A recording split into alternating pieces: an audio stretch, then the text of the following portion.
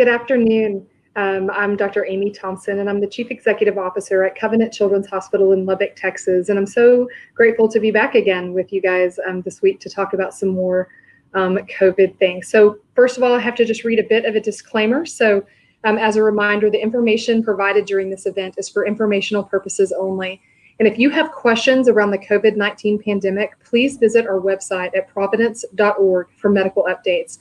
And this event does not create a doctor-patient relationship, and any questions or medical advice discussed should not be considered guidance on what you should do. For any medical questions, please reach out to your primary care or healthcare professional. So thank you guys for joining us today. It is my pleasure today to introduce to you Dr. David Larue, and he is the Executive Medical Director for Women's Services at St. Joseph Health. And so Dr. Larue, thank you so much for being with us today. And actually, I'll just start it off by saying, tell us a little bit about what it is that you do there at St. Joseph Health and just some of your background. Sure. Well, thanks, Dr. Thompson. I'm a maternal fetal medicine doctor by training, but right now I do mainly administrative duties here in the Southern California region with our 11 ministries that deliver and help organize for moms and babies and things of that nature. So a lot of quality improvement, a lot of cost containment, a lot of helping people get through various things. And obviously in the midst of the COVID pandemic, my role has been to educate and help the various hospitals and ministries develop their protocols and things of that nature to deal with it. Fantastic. Well, thank you so much for being with us today and for serving as our subject matter expert on all things women and COVID. So I'll start off with just an easy question about, what have you seen? So, have you seen pregnant women, new mothers who've had the virus, and what has your experience been with that? Yeah, I would say, and we here in California, as you know, we through our social distancing and things of that nature flattened the curve. So we never reached the sort of panic numbers that they had on the East Coast and things of that nature. But having said that, we've also unfortunately not seen the drop off yet. We're in sort of still the flat part of the curve, if you will. And so what that means is that we see a number of women who have developed symptoms during pregnancy and need treatment. Just a few that have had to come in the hospital. We've been very fortunate. We have not had a whole lot of extremely sick moms that would have to go in the ICU. We've also seen a number of folks who did not know they had it and came in and through screening tests had positive tests that we've had to deal with. And then of course in our world we have we have two patients, right? So or three or four depending. And so we have to be ready to help screen the baby and protect the baby as well. So it's a bit of a different spin than the adult doctors deal with. But that's why I went into maternal fetal. It's definitely an interesting field. Fantastic, thank you. And we take care of women as well here at the Children's Hospital in Texas, and we've seen very similar things to what you're describing. In terms of some asymptomatic folks. And we also have had very low numbers of those pregnant women who've ended up like in an ICU setting or actually very, very low numbers for that. So talk to me a little bit about, pregnancy as a whole. Is there something in pregnant women? Do you have a higher chance of contracting, the coronavirus? Does it matter how far along you are in pregnancy? And you described your experience and our experience. And I think that agrees with the literature that there isn't, fortunately, knock on wood, unlike some things like varicella and influenza, where you can get quite ill just because you're pregnant and have the infection. I wouldn't put COVID-19 in that category. And, the early data that came out of the few cases in in China showed that there were a few patients that would get extremely ill, but in general, they didn't see a lot. So I think what we're always trying to tell patients is, the good news is it's not going to, pregnancy won't make it worse, but the bad news is it doesn't protect you either. So to a certain extent, that you still have to worry about it, and obviously we take special precautions, etc. But fortunately, it's been pretty well. And same experience. If you look at the effect on the baby, there doesn't seem to be so-called transmission, in utero. If there's going to be transmission, it's much like we see with influenza and others where it's a respiratory spread after birth. And so that allows us to take precautions and things that nature and reduce transmission to the baby. Yeah, great. Thank you so much. So if you're a pregnant woman and you're watching this and you're worried that you have COVID, what is it that you would suggest that they do? Well, obviously, they've had an exposure or they had any of the typical symptoms, of the loss of smell or taste or cough or shortness of breath. Telling pregnant women, call us when you have fatigue is doesn't work real well. But seriously, they have any symptoms or they've been around folks that they know to have it, certainly should get screened with testing, just like we tell people who don't have it, and they certainly should consider, quarantining themselves, meaning don't go out and commingle with anybody. And so it's general guidance, kind of like what the non-pregnant world is. But again, we have the nuances of some of the subtle symptoms can be so similar to pregnancy that it makes it a bit confusing. Yeah, I agree with that. So I've had a lot of questions just from even, some of our patients and, folks that are in our outpatient clinics that are pregnant that worry about the safety of hospitals and worry about, is it still safe? Is it safe for me to come to the hospital to have my baby? So what is it that you would say to those women? Well, the first thing to tell you is they're not alone. Yeah, that's right. I think for many, many weeks, the staff was scared to come to the hospital, right? We didn't know a lot about the virus. We didn't know a lot about the transmission. Obviously, we all scrambled to get enough protective equipment, et cetera. So in the early days of the pandemic, at least for us, it was really about controlling fear. And like I say, not just the patients, but as well the staff.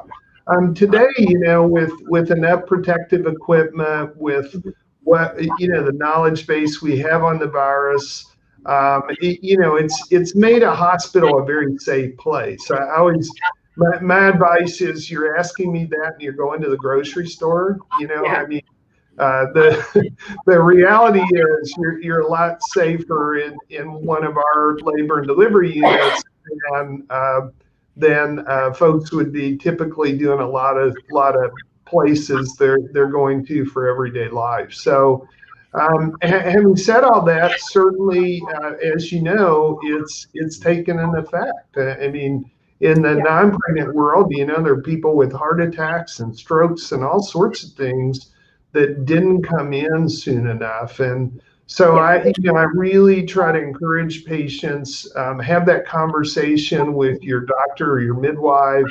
And I think, we've used telemedicine a lot, and I think you make more phone calls, and there's lots of safe ways to have communication these days. And, if you are concerned or whatever, you should understand we're making it as safe as we can. Unfortunately, there's some side effects to that. Yeah. The other big controversy is, for years, and I'm one of the guilty parties, hey, make sure you get all your family in on this and make sure they come see the baby and let's get this family started well. And then all of a sudden whoa, wait a second. Yeah, we may let your husband or your significant other or whoever, your loved one, you want to have that one person come in with you. but everybody else stays at home and watches on the iPad and looks at the pictures. So that's been a real problem because, again, I think the expectation most young women have today of having a baby is having the whole family involved. Yes, I think so too. So again, in our effort to make it safer, now, having said that, you and I were talking just right before we went on. If you look at the experience in New York, the mother who was positive, 60% of the time, the dad had positive for virus as well. So we do know it's all about reducing the number of people you're around to reduce the infection risk. And so we have to do these things. I agree. And, one of the things that I've really liked, being part of the Providence, family of hospitals is Providence has done a really good job of putting out a lot of things. And, the latest thing that I saw was, the 7 steps that hospitals are taking to make sure that you're safe, when you come in. And to your point, I actually feel like I can confidently say that I feel like people are more safe coming into my hospital than going to the grocery store, and exactly the thing that you and I were talking about. And so, underscoring the stuff that we're doing in the hospitals with everything from screening to limiting visitors, to absolutely making people adhere to masking, policies while they're here.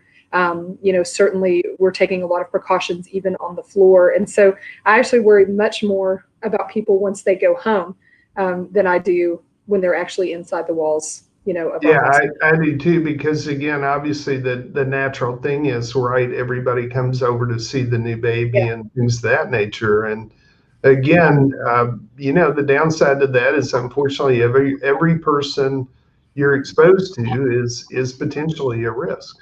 Yep, I agree. What about any other special precautions? Are there any uniquely special precautions that you're taking in the hospital that are unique for patients that are coming into contact with pregnant women? Well, again, similar, we follow all the CDC guidelines and different things on protective equipment and visitation, et cetera. I think the biggest spin in labor and delivery is, what are the precautions you take with the baby after birth? In other words, if they're negative, then obviously, you don't have to worry. On the flip side, if they're positive, then you have to have a conversation with the mom about separating the baby so they don't transmit it. Or if they decide, we actually have, that's a real place for shared decision making, because what the data shows is actually the risk is not huge. Babies, for whatever reason, well, anybody under 20, it's a great time to be a teenager. But anybody that young, the risk of transmission and the risk of serious disease is pretty low. But having said that, it's not zero. And so we have to have those conversations with our moms if we find out they're shedding virus. Yeah, I agree. And we're doing the same thing. I love that you mentioned shared decision making, because that's something that we're really encouraging, are those kind of conversations with the mom to talk about the risks and benefits in both directions. And there's certainly risks and benefits to either separating yourself from your baby or not separating yourself. And so making sure that we're including the moms and significant others in making that decision. I'm always a big fan of, shared decision making. What have you seen? Are you having, I would say I'm split. I have about half of our cases that I feel like have chosen to keep the baby with them with precautions, and then about half that have chosen to, do the 2-week, have someone else, take care of them. Yeah, I would say here on the West Coast, it's actually more choosing not to have separation, other than place the crib 6 foot away, and when they're handling the baby, put a mask on, wash the hands, wear a gown, that sort of thing. And then of course the other question, the natural follow-up to that is, what about breastfeeding? And we know I think the folks, the powers that be are pretty clear on that the risk of that is pretty low, and the benefits are still pretty high. And so in that conversation, it really weighs towards still breastfeeding. But again, there are people, it's an interesting thing. There are people who absolutely, oh my gosh, if I gave my baby something, I couldn't stand that. And, I'm okay with not being around it. And then, of course, you have folks that bottom line is they don't, they've read enough or understand enough to say, gosh, it's a small risk and I just have to be near my baby. Yeah. So let's move a little bit the conversation and let's talk some about the baby. So, we have a mom who comes in and she tests positive for COVID, and then she has the delivery, and that baby actually has to end up either in the NICU or in some type of special care nursery with that. What happens in that situation? So again, as we I think talked about, the baby themselves is unlikely to come out with overt infection. All babies, regardless of their gestational age, would then be screened at 24 and 48 hours with testing, and then if negative, obviously managed that way. I think the tricky thing is, and again, we talked earlier about this is actually fairly low numbers, but obviously there are women who earlier in pregnancy, either their water breaks or they go into premature labor, or they're just so sick that we're really worried about them and deliver them. And so in those cases, especially with an extremely premature baby, it's the prematurity that's the big risk, actually, more so I would say than the infection. But clearly it's not good. And again, it's much like we were talking about with the mom. Then you run into, again, in special care nurseries, we've really tried to incorporate the parents in the care and around, and we just can't do that. So I think it's interesting. Our nurses, and I don't know for you guys back in Texas, but our nurses a number of them have gone out of their way to say, you know what, Mom, Dad, we're here to care for your baby, and we promise you we'll give them love and attention and everything we can do. And they have really stepped up to make that part of their job. Yeah, I agree with that. I feel like this question for us has been the hardest question, which is when you have a baby in the NICU, by definition, those parents are going to be very, very worried. And then you have a mom who's testing COVID positive, and obviously we can't let that mom into the NICU, with other babies. And so I agree with you. We've had a lot of our nursing staff step up. I have never used so many iPads in my life to make sure that, family and friends could see what's going on. We do, interestingly, have, we've got some cameras at the Children's Hospital, NICView cameras. Mm-hmm. And so we have those already in ICU, where typically we use that for, other family members, or, so that someone's able to see their baby when they're not there. And we certainly, that has been a blessing for us to have something like that, so that those moms are able to see those babies. Yeah, I think you're going to see more of that. We're testing out certain cameras and different things. So even in labor and even with people pushing and things of that nature, obviously camera angles are an issue. But there and in the mother baby units, try to get folks in. It's funny, we actually have done that in labor and delivery when like the dad's been deployed overseas or some other stuff. And it actually, it's not the same, I get that, but it's definitely a lot of fun for the right people. Obviously, it's another shared decision making with the patient herself, because she's the boss. She gets to decide. That's right. Is the bottom line. Well, let's talk a little bit about, we were talking some about babies. So if a mom takes, a baby home, irrespective of if she has tested positive or not, what kind of symptoms? Are they different than the symptoms that she, should be thinking about? Obviously, you can't ask your newborn if they can still smell and those kind of things. So what are the things that they should be looking for when they take a child home?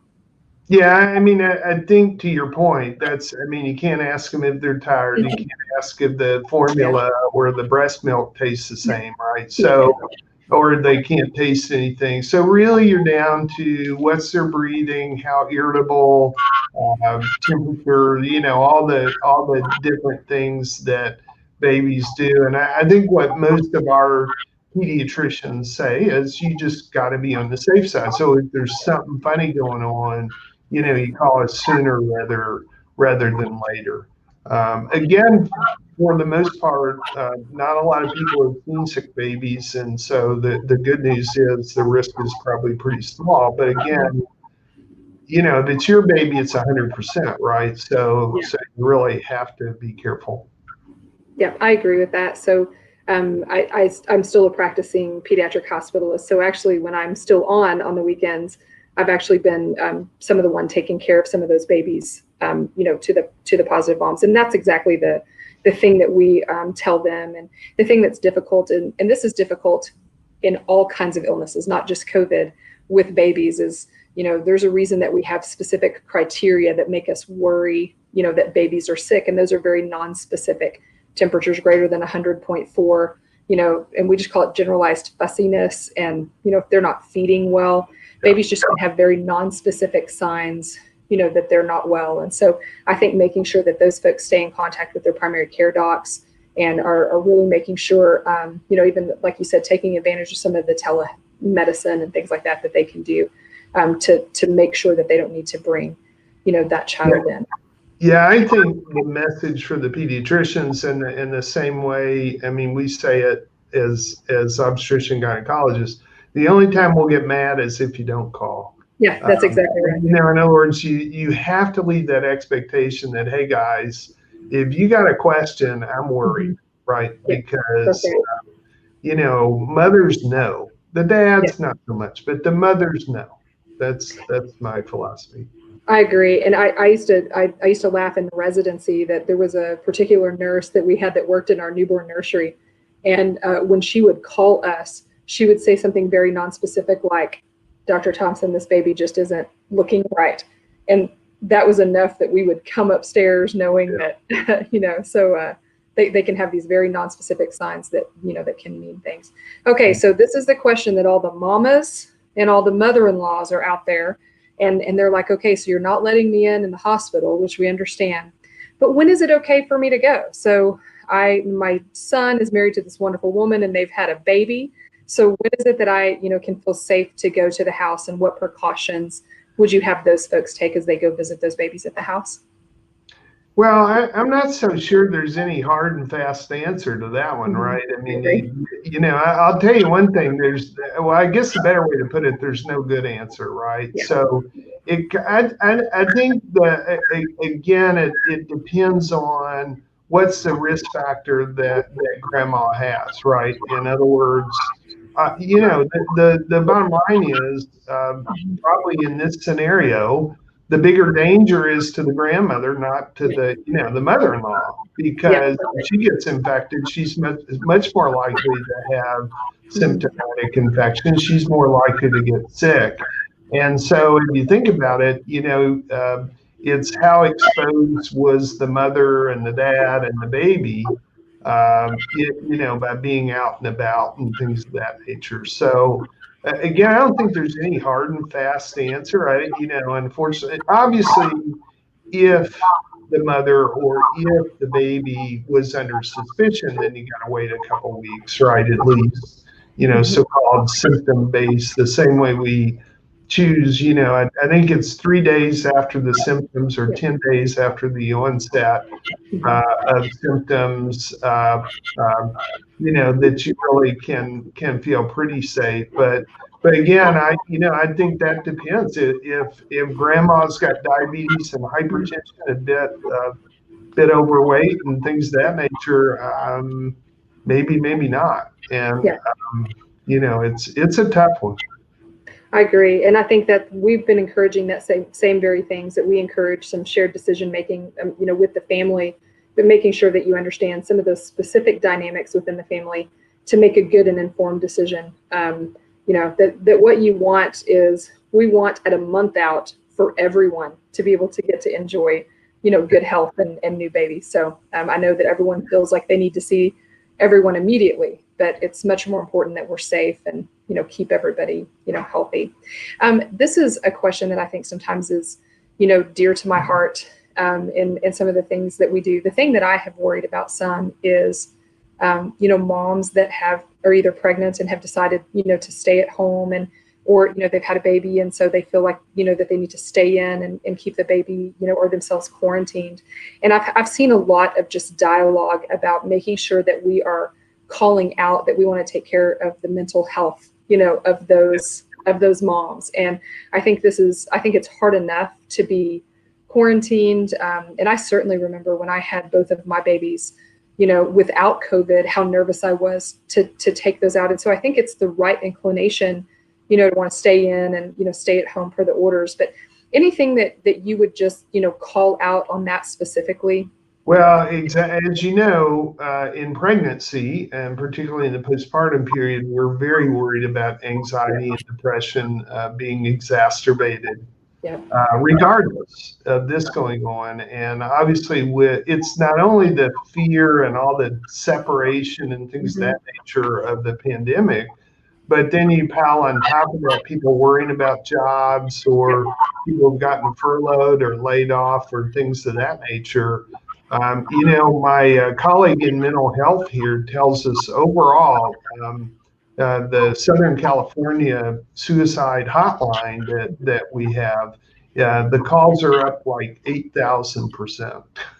It's some amazing number of people that are being stressed. So again, to your point, I think isolating yourself and doing some of these things, but really looking for the warning signs. Of course, we should be helping you screen yourself for depressive symptoms and things of that nature. And you really, the take-home message and all that is please ask, get help. It's that sort of thing. I agree. And I just wanted to make sure that we called that out on this discussion about this, because I certainly, if you're at home and you're watching us and you're having symptoms, or you're worried that you have symptoms, of depression, either pre or post your delivery, please make sure that you call your OBGYN's office or some place where you can get some help for those things. We know that that's a real struggle during the middle of this. Well, Dr. Larue, this has been super fun today to see you. He does great work for us in the Women's and Children's Institute here at Providence. So I've had the privilege of getting to watch some of his work. I'm going to let you have anything else you would like to make sure, you say or anything about COVID and pregnancy. I'll go back to my comment. The only time we'll get mad is if you don't call. I think that's true of all pregnancies, right? But I think during this time period, now's the time to have a relationship with your provider and your loved ones, and just realize it's hitting everybody. And I always tell people it's one thing to have an infection, one thing to have pregnancy, and it's altogether another thing to have both at the same time. So that's where we are. Awesome. Well, thank you so much for joining us today. Your expertise is so appreciated, and thanks for taking time out of your day. If you have joined us, thank you guys for joining us, and please continue to send in questions if you have questions, or for sure, feel free to reach out to any of your providers during your pregnancy. So thank you guys so much, and be blessed. Cool. Thanks, Dr. Thompson.